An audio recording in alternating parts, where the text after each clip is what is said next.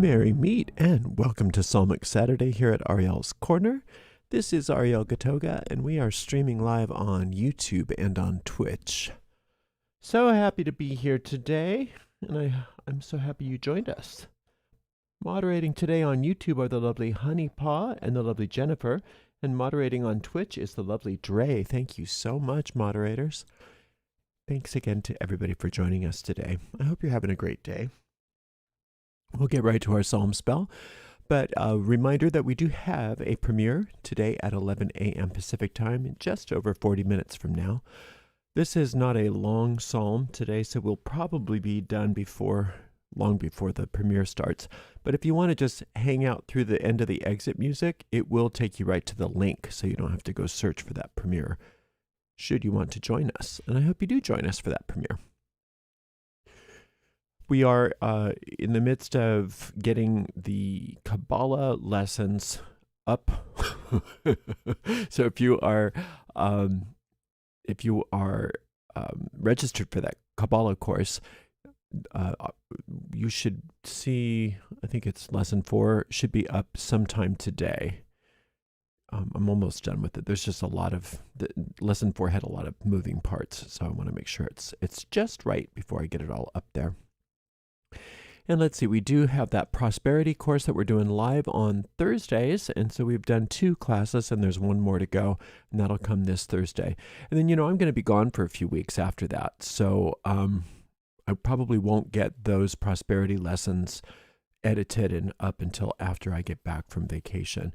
If you're on our email, if you get my emails, I'll send out all my dates when I'm gone. So if you'd like to be on our email list, you can do that by going to our website, arielscorner.com, and just on the footer of any page, you can see a sign-up form to sign up for emails. And also there's all of our links to the social media, including our private Facebook group and our Discord server. So we'd love to have you on either or both of those so that you can be part of our discussion community. All right, we do have a lot going on over at the website. There's a bunch of free courses, a bunch of free booklets, lots of free lectures, lots of free guided meditations, and more is added all the time. So arielscorner.com. If you'd like a list of all the free courses, you can click on the Learn Magic link in the main menu. Also, you could click on the free booklets link in the main menu to see all the free booklets. Those are sort of mini courses. And a lot of those booklets hold a lot of information that we use in other courses. So everything does kind of work together. So enjoy. It's all free for you. Don't forget that we also have daily tarot readings Wednesday through Sunday on the Tarot channel. So if you are on Discord, it's just one channel. But on YouTube, we have 2 separate channels. So the Tarot channel's Ariel Gatoga Tarot, Ariel Gatoga Tarot. And we have daily readings for all signs, plus we have 2-week readings for each zodiacal sign. So whatever your sun sign, rising sign, or moon sign are, you can get readings specific to your signs. And those are 2-week readings. So I hope that you join us there on the lives, or if you would like to see the most recent of all of your tarot readings, you can find those on our main website too. arielscorner.com, arielscorner.com. Just click on the free online tarot readings link right in the main menu. All right, I think that's it. We do have chat threads going on both of these streams, so please chat amongst yourselves. And if you have any questions for me, of course, you can put those in the chat thread, and I will get to them before the end of the stream. Thank you again for joining us today.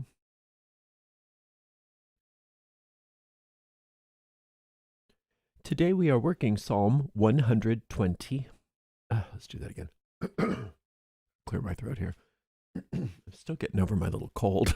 It's just lingering. Today we are working Psalm 120. Psalm 120 is one of the Ascension Psalms. And some of the uses traditionally in magic for Psalm 120 are to overcome any false accusations, for success in court, and for protection from snakes. I would like today to use Psalm 120 as a truth spell. So anytime you need to know the truth about any situation, or you need to invoke the law of divine truth into your life on any level, you can use 120 to do that. You can use Psalm 120 to do that.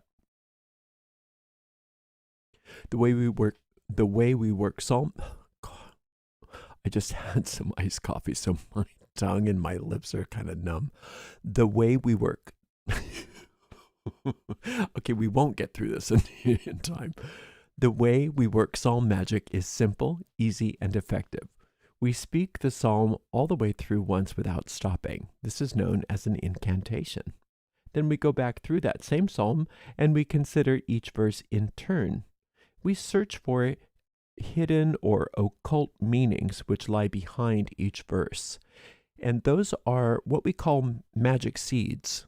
And by taking some time and doing the work to find those magic seeds, what we're doing is planting them in the fertile grounds of our deep mind, where they take root, they grow, they blossom forth, and they bear fruit after their kind.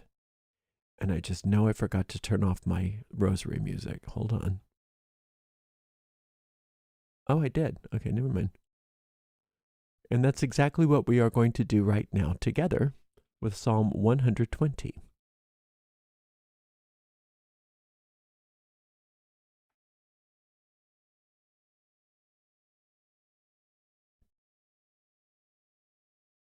In my distress I called unto the Lord, and he heard me. Deliver my soul, O Lord, from lying lips and from a deceitful tongue. What shall be given unto thee, or what shall be done unto thee, thou false tongue? Sharp arrows of the mighty with coals of juniper. Woe is me that I sojourn in Mesech, that I dwell in the tents of Kedar. My soul hath long dwelt with him that hateth peace. I am for peace, but when I speak, they are for war. Most of these ascension psalms are very uplifting. This one isn't so much. This one is almost a curse. And it's important for us to understand what we're doing here is that not only are we calling upon the law of infinite truth, but we are being clear as to why we're calling upon divine truth. Usually we don't call upon divine truth just because it feels good, although that would be wonderful to do. Usually the reason why we're calling upon divine truth to manifest is because something is inaccurate, something is false, there's some sort of lying going on, or at least a misunderstanding. So this is basically cursing that misunderstanding or dissolving the lie, dissolving the untruth. It starts out with, in my distress, I cried unto the Lord. I wonder if I should just go back to bed today. It starts out with, "In my distress, I called unto the Lord, and he heard me." So when the Psalms really want to speed up the manifestation of something, they tend to talk in the past tense as if it's already happened. And that's what we're doing here. So we want an instantaneous manifestation of truth. In my distress, I cried unto the Lord. Now, the Lord is the Tetragrammaton. This is the authorized King James Version of the Bible. So it's very consistent with the translation of Yod-He-Vav-He to Lord. So when we say Lord, we're talking about the Tetragrammaton. And the Tetragrammaton is a symbol to us for the infinite source of all that is. Now, think about what infinite is. There can't be two infinites, because then it wouldn't be infinite. Then you're making something finite. So the infinite, even to say there's one infinite, is making it finite. The infinite is infinite. And so there is, in the sense of how we can conceive of it, only one source.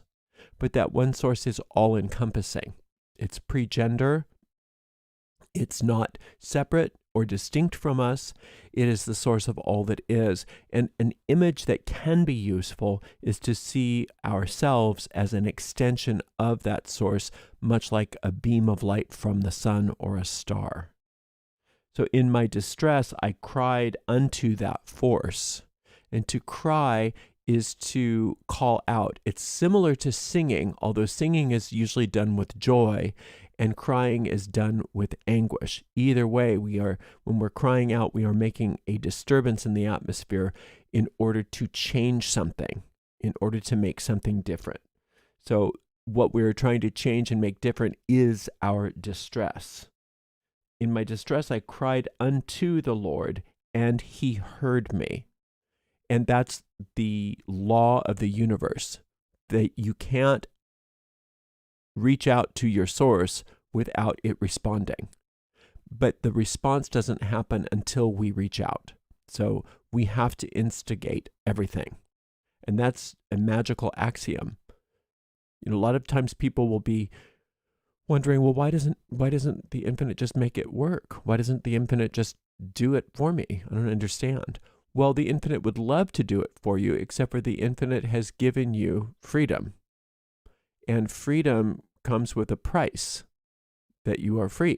You can think anything you want to think. You can manifest anything you want to manifest. And very frequently, we believe that we are powerless, and then we use our minds to create powerlessness for ourselves. And it's saying here that the best way to use your free will is to cry unto the Lord, because the Lord hears you. In other words, one of the main qualities of the infinite is responsiveness. Deliver my soul, O Lord, from lying lips and from a deceitful tongue. Now, we are asking for deliverance. Now, deliverance is instantaneous. Deliverance is done for us.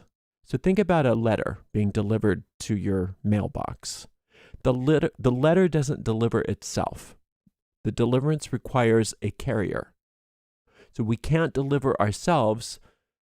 We have to be delivered by the carrier. And the carrier in this sense is the Lord. The Lord is the source of all that is, and therefore it can't fail. We are asking for deliverance from whatever the untruth is. It's saying lying lips and from a deceitful tongue. Now, remind yourself that everything in the physical universe is a reflection of an invisible cause. What are the lying lips and deceitful tongue that exist in us? That's what we have to look at. And that's the ego mind. That's the idea that we're separate. That's the idea that we are vulnerable. That's the idea that we have no power in the world. And as long as we identify with that idea, we are going to encounter circumstances that prove that to us. It's the job of the world of effect to gather evidence to support whatever the belief is. So as long as we are believing that we are a product of lying lips and a deceitful tongue, we will have only lying lips and a deceitful tongue to contend with in the physical world. And it's so important to understand this because although you can use magic to handle a circumstance in isolation, that is like taking an aspirin. It can provide temporary relief, but it's not taking care of the cause. You're just going to need it again and again and again. And pretty soon it won't work anymore. Just like with any drug, you develop a tolerance to it. And so rather than trying to deal with the symptoms again, like we always do, of whatever the deceit is, what we want to do is we want to remove the cause. And the cause that we can have 100% control over is whether we want to let go of the idea that we are a product of lying lips and a deceitful tongue. In other words, that we are a product of the ego. We weren't created by an ego. We weren't created out of separation. We are created in the moment as an extension of truth. And so since we are an extension of truth, as long as we allow ourselves to be defined by that truth rather than by the lies of our ego, then calling upon and invoking divine truth in any situation is easy. It's just normal. But if we believe that we're separate, if we believe that we are insignificant and small and all of the other lies of the ego, if we believe that we are products of those lies, then our ability to invoke divine truth is very limited, even though that's what the infinite's will for us is. The infinite can't go against the laws of cause and effect. Won't go, can't go, it's not going to happen. The infinite is not chaos.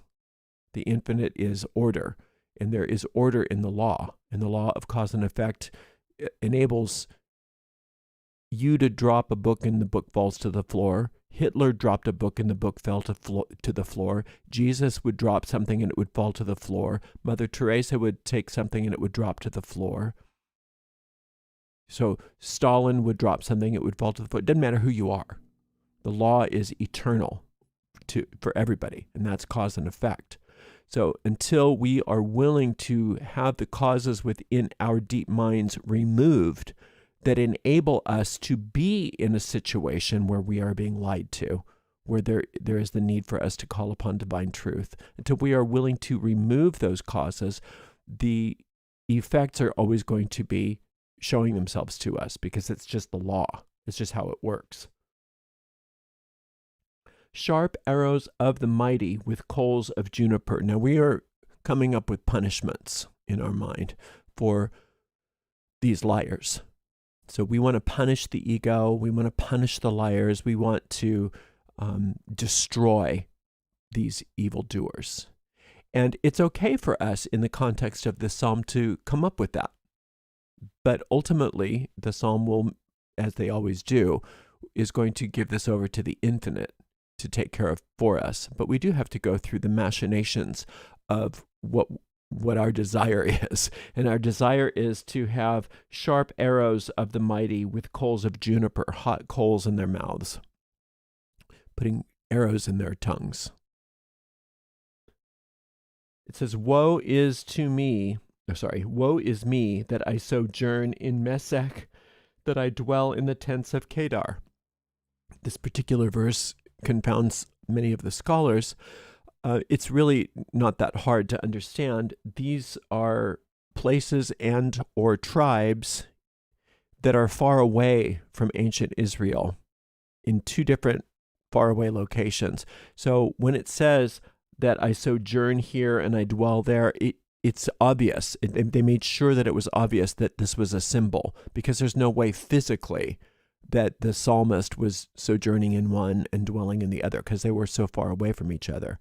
However, in their mind, they're sojourning and dwelling in these places, because both of these places depict war and brutality and barbarism and malcontentment. and in cruelty. So we are exclaiming and being clear here that where we live in this physical world that is causing us to call for divine truth is that of barbarism and cruelty and meanness and lying and deceit and war and awfulness on all accounts. And it's understandable why, when we're going through what we're going through, we want to punish those people or those situations, and we want to curse them. It's natural to want that. But what we don't usually automatically come to terms with is that we take responsibility for them in our lives, because on some level, there is a corresponding belief or thought within our own minds that keeps them in place there. And so what we want to look at here, since these are ascension psalms, the idea ultimately for these psalms is that we ascend, not only solve a problem in the physical universe, but that we actually ascend and become more actualized to ourselves as spiritual beings and less addicted to who we are as sentient beings, as beings of the senses, of the sense world. And so therefore, what we need to ask for when we're looking at Meshech and Kedar is that we no longer are willing to see ourselves as products of a violent mind, because that's what the ego is. It's a violent mind. It's a violence against ourselves, because we are trying to be violent against the Creator by separating ourselves from it. And that type of violence then causes us to believe that we've harmed or even killed our Creator. And then we go around, and this is very subconscious, but we go around being afraid of the repercussions of that and the punishment of that. So our desire to punish our enemies is trying to almost beat to the punch. Maybe if I am able to attack my enemies, then I won't be attacked. But that's insanity. That's insanity. What we want to do instead is stop the self-attack, the self-abuse, the self-denial, the self-incrimination and recrimination that we do. And that is why this Ascension Psalm can be so powerful, because we are actually letting go of our attachments to the need for self-denial and separation and guilt and violence within ourselves. My soul hath long dwelt with him that hateth peace. Now this is such a telling, this is truth. We have been willing to dwell in our own minds with this imposter, this ego mind, this imposter that hates peace. You can test this yourself. How easy is it for you to relax? How easy is it for you to close your eyes and just feel at peace and fabulous, and to not think about anything except for how wonderful the infinite is? How challenging is that? Why is that? Because you coexist with a part of your mind that hates it.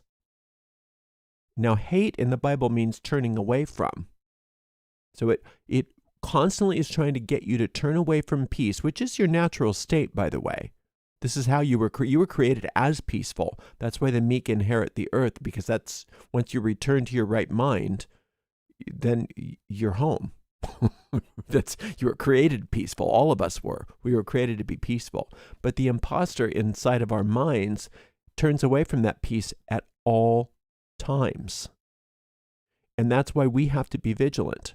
That's why we have to be vigilant for peace and recognize that in this world, because of how we have adopted an identification with this falseness, this false self, that it seems unnatural for us to be peaceful, when in reality that is the most natural state of being. So we've got to be vigilant for peace here and recognize that that's the true enemy, is the one inside of us, the one between our ears, and everything else is a reflection of that enemy. So until you're able to have that peace and to establish that peace and to want nothing but that peace, blaming external circumstances is understandable, but it's a delay tactic. It's a delay tactic. Now this is your soul talking at this next one is, I am for peace. I am for peace. That's who you are. As an extension of the infinite, you are for peace. And that's who you are. But when I speak, they are for war. Who is they? The thoughts in your mind, the ego mind, that is against peace. That's against you. And the ego mind wants you to die. The ego mind wants you destroyed.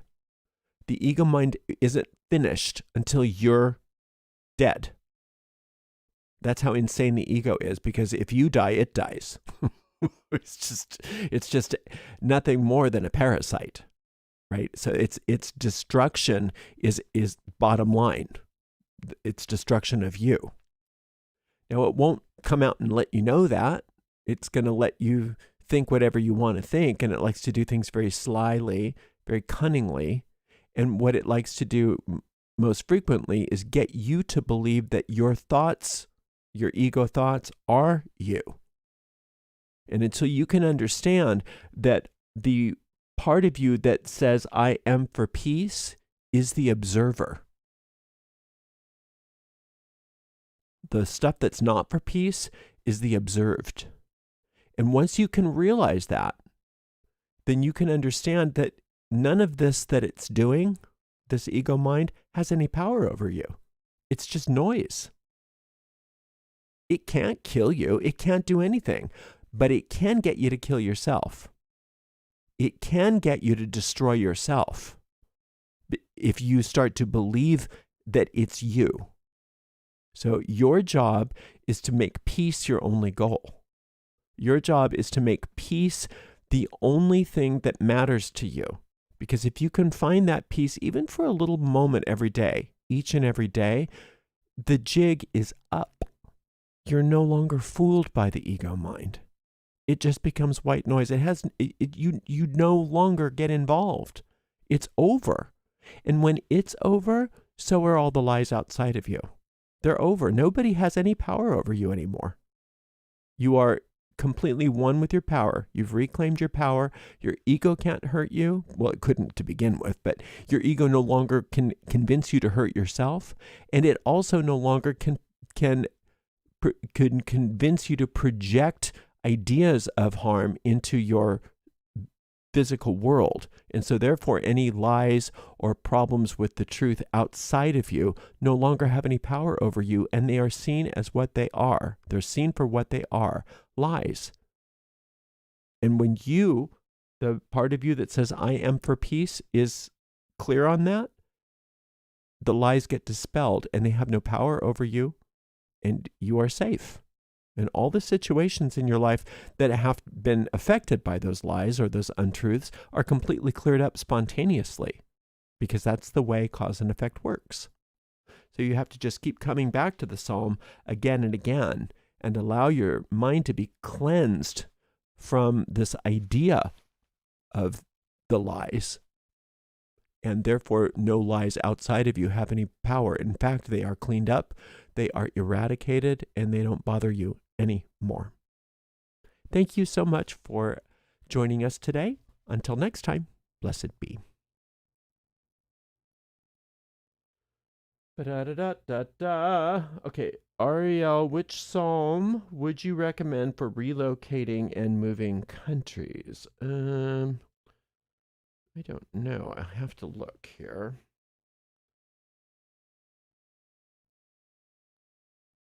I'm not very good at remembering numbers, so I have to look it up and see if I have anything about that in my notes here.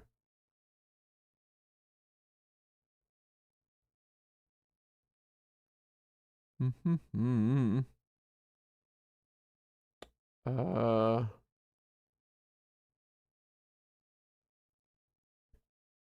think most of the travel ones will work pretty well for you. Like Psalm 121 would be good, and Psalm 124 would be good. But you could also use the 5 psalms of contraction, the contractual psalms, the 5 contractual psalms. You could just do those as well. Those are really, really good for stuff like that, because those will help you to have a peaceful, successful move, because of the thoughts that are inherent in all of those contractual psalms. So those are good too. So those 5 contractual psalms plus, oops, what did I say? Plus 121 and 124 would be good. All right, well, thanks for the great question. I hope everybody enjoyed the psalm today. Thank you so very much. I can't talk today, but thank you so very much to the amazing moderators. Today we had the lovely Honeypaw and the lovely Jennifer on YouTube and the lovely Dre on Twitch. And we've got about 10 minutes until our premiere. So if you want to hang out until the end of the exit music, you can find the link, or you can just go on over to our channel, and I'm sure you can find it there as well.